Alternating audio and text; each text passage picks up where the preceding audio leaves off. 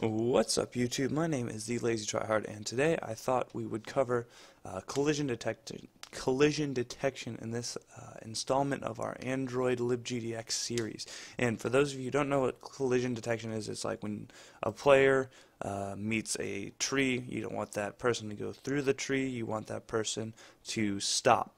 And that's essentially the basic gist. And to do that, we're actually going to have to start off by making another class. So let's just I don't know, let's make a tree class, because that's just how we roll, and we're not going to really put these in any different package because we don't really need to specifically. So what we're going to do here is we're going to make a constructor public tree, and we're going to have a vector 2 that's a position. I'm going to do that, and let's see, what else do we want to add? I mean, yeah, let's do a size too, because we can have different sizes of trees.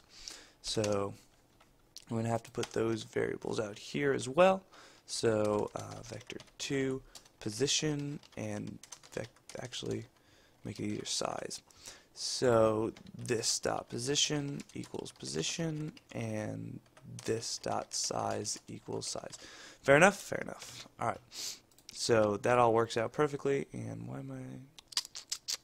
Okay. Is that spelled right? Yeah, alright, awesome. That's spelled right. No, it's not, the douchebag. That always happens to me. So what we're going to want to do here is make a public void update, and let's make a draw method as well. Void draw, and we're going to take in a sprite batch. And I'm going to be showing, let me see here. With our player, we didn't really do a draw method. I'm just going to show you both sides. You can put the draw method outside or in here, or you can do it in the main activity. This one. Normally, I usually have like two classes, one for update for game logic and one for rendering, but for the purposes of versatility, I'm going to teach it both ways. So what we do here is batch dot draw, and then proceed to do all our things. But we need a texture. There's a couple things we have to add here. We have to add a texture, and we have to add a texture tree, and I'm just going to do that. And then this is where the collision comes in, rectangle. So actually we're going to call this bounds. And what this is going to do is it's kind of going to draw a perfect rectangle that when another rectangle collides with it, it's going to detect it. So bounds equals, it's going to take 4 parameters, and it's going to be the x and y position and the width and height. So we can do position dot x, position dot y, size dot x, and size dot y. And because we should always be updating it, and it's just like good code, we're gonna do bounds dot set, and we're gonna do position dot x, position dot y, size dot x, size dot y. It's always good to update, because sometimes your rectangle won't update, and like for some reason it won't detect where it's supposed to be. So now bounds is always just going to be at that rectangle, and it's good to update it because we're going to call this update method every freaking time. So let's actually go on the interwebs right now, because I don't actually have a tree sprite. So let's just look, let's Bing it, and oh gosh, I hate endorsing Bing. Let's take this tree. You can literally take any tree you want. We're going to do tree.png, and we're going to save it in Nord downloads.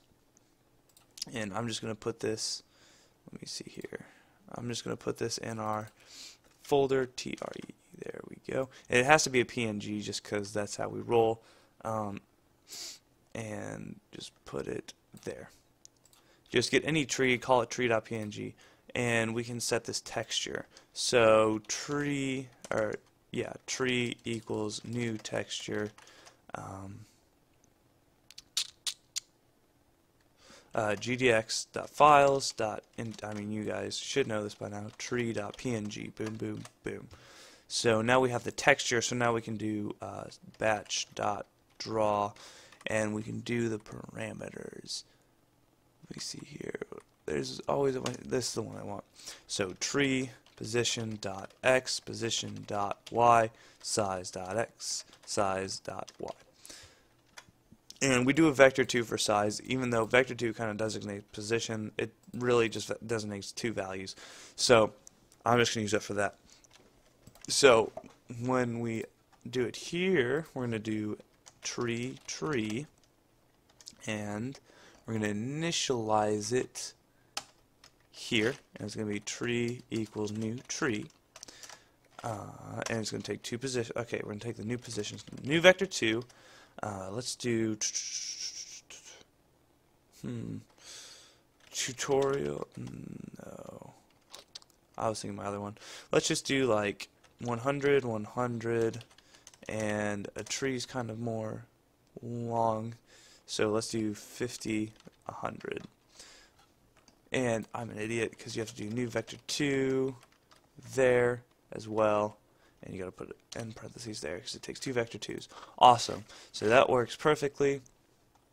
And in the render method, which is right here, we're going to do a tree.update. And all goes well. Let's see, we've got to draw it here to tree.draw batch. See, I'm just showing you can do it both ways. It really doesn't matter. They'll both work.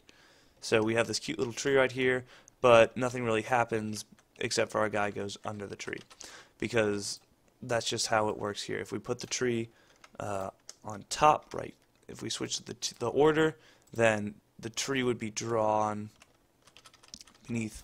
But because I like it the other way, and that's kind of how normally trees work, we're going to do it that way. So what we have to do with the player class now is we have to also add a rectangle and call it bounds, because these rectangles need to the method we're going to use requires 2 rectangles, and the rectangle will be of the player and of the tree. So we're going to do kind of the same thing we did here, and we're going to not do it next to that. So bounds equals a new rectangle, and it's going to take the position, position.x, position.y. And it doesn't really have a size. I mean, we have a size technically, but actually, let's see when we put in the tutorial. We didn't really specify a size for the player. We just specified that the texture has to be. So actually, let's move this down here because we're going to actually use the current frame size. We're going to do current frame dot get region width, and current frame dot get region height, because that's kind of like what we're going to be. Let's see. Oh gosh dang it, those commas. But that's what the rectangle is going to be, and all we have to do in the update method is put it down here as well and do bounds dot set. So everything should be working lickety split. If you want to see what these here, what I'll do to help you guys visualize this is we'll do what it's called a shape renderer, and it's called SR. Have to import that, but this is what it's just going to basically render what these shapes are. It doesn't like take rectangles, but it takes a you can basically draw all the rectangles you need. Shape type dot filled rectangle. There we go. And it works just like a sprite batch, where you can do that. But we can do sr.rec. Okay. And what we can do is we can take this, and we can we're basically just going to take the rectangle that we drew and we're going to put it in here. So I think, do we have a get current frame? Do we? I'm gonna check because we want to use what we have in here. Oh, I'm sorry. We have to do a player, and this is gonna get really complicated, but it's all worth it because we can kind of visualize get current frame, and we have to add that region height and change the parentheses there, and that should be player dot. Oh gosh, don't call it like that. Dot height. It's always good to do the get and set because once you like say player dot position, I mean, it gets kind of complicated. But what we should see here is a cute little rectangle and oh, I'm sorry, shape type rectangle. Must call shape type rectangle, and then, shape renders are just annoying, but they do help visualize kind of seeing if they actually work. Might just have to do it down here, and fingers crossed. No, it doesn't work. That's just being weird. Do I have to set? I think I have to set the color to color dot blue. Let's do blue because I think that's my error. Either that or there's something wrong with the region width. Yeah, there we go. Okay, so you see our little dude. He's got this cute little rectangle on him. And let's do it next. Set color dot red because I'm doing this as fast as possible, but at the same time, I want y'all to understand this. So we're going to do tree.get.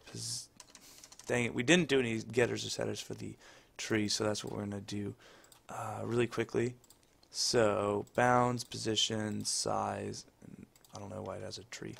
So tree.get position.x, tree.get position.y, tree.get size, and just tree.get size.y, and I have to do a .x down there, .x, and that should all work out, and we should get a red rectangle going around the tree, because that's awesome. Alright, awesome. So when these two collide, nothing really happens yet. So what we're going to want to do is change that. So we're going to do an if statement. If player.getBound. I'm sorry, I didn't add a get for the bounds. You always have to add those gets and sets. They don't add themselves, so you got to do that. Okay. Now player.getBounds dot overlaps. This is the thing that's going to test to see if these rectangles have overlap. Dot get bounds. And right now we're just going to do a system.out.println collision detected. And you guys are going to, where did I get bounds? It's undefined for player. No, it's not. Oh, you just have to save it. There we go. If you don't save it, then it's not going to like declare it. You see, like collision detected, blah blah blah blah blah. We go away, nothing happens. But when we go collision detected everywhere, blah blah blah blah blah blah blah. So we have this collision detected, but we don't really have anything that says like we want this to, we don't want the player to be able to readjust, or we don't want the player to be able to continue moving in that direction. So what we're going to want to do is kind of set up a way to readjust the player. So there's a bunch of different ways to do this. What I've always done is do string movement, and movement equals blah, and I've always just like changed it. So movement equals, if it's W then it's going up, and then we continue, A is left, S is down, and D is right.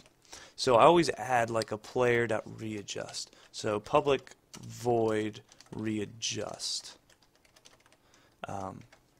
which kind of just like sets the player so it doesn't like go continue to go towards whatever it's going towards. So basically just a bunch of ifs. If movement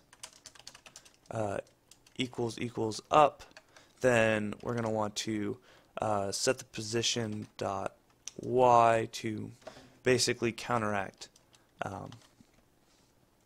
the position it's going. So do that a bunch of different times. So basically we're doing the opposite of what so if we're going up and we hit this, then it'll do it down, so it'll basically do 0. So that will be a plus. Those will both be x's, and the left, let's see what happens. Then we minus equal, so we want a plus equal there, and then it should all work.